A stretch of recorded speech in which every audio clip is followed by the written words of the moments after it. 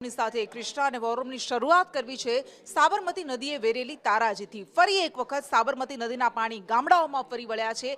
એ પછી ધોળકા હોય, એ ખેડા હોય, આ એ ગામડાઓ છે જે સાબરમતીના કાંઠે આવેલા છે ને ફરી એક વખત આ ગામડાઓ જાણે કે બેટમાં ફેરવાઈ ગયા છે। સાબરમતી નદીના પાણી ધોળકાના અંબલિયારા ગામમાં ફરી વળ્યા, ખેતરો પાણીમાં ગરકાવ થઈ ગયા છે, લોકોના ઘરોમાં પાણી ઘૂસી ગયા છે અને ફરી એક વખત ગ્રામજનો આ પાણી વચ્ચે જિંદગી જીવવા માટે મજબૂર બન્યા છે।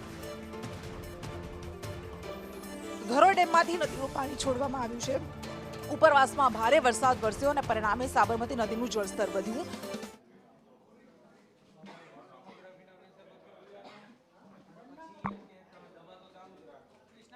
અને આ દ્રશ્યો આપને બતાવી રહ્યા છે, ક્યાંક કમરસમાં પાણી ભરાયેલા છે, ક્યાંક ઘૂંટણસમાં પાણી ભરાયેલા છે। બાળકો આ પાણીમાં મસ્તી કરી રહ્યા છે, પરંતુ ધોળકામાં અવરજવર માટે અત્યારે લોકો હોડી અને ટ્રેક્ટરના સહારે છે।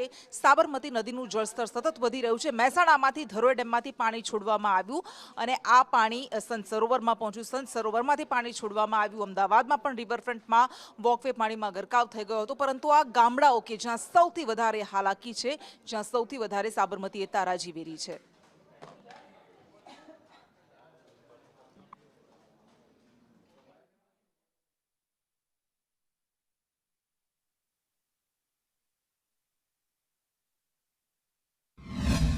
અંદાજે મારે સમજણ છે ત્યારથી આ પરિસ્થિતિ ચાલુ છે।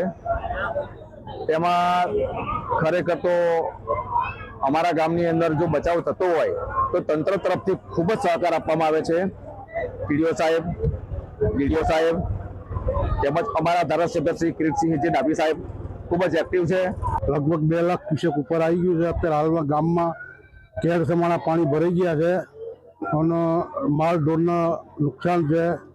વત્તા હવે પછી પાણી ઓસરે તો સારું, નહીં તો વધારે નુકસાન થવાની ભીતિ છે। આંબલિયારા ગામમાં સાબરમતીમાં છોડવામાં આવેલું પાણી 1.5-2 લાખ ક્યુસેકની અંદર ગામની અંદર ખૂબ જ પાણી છે।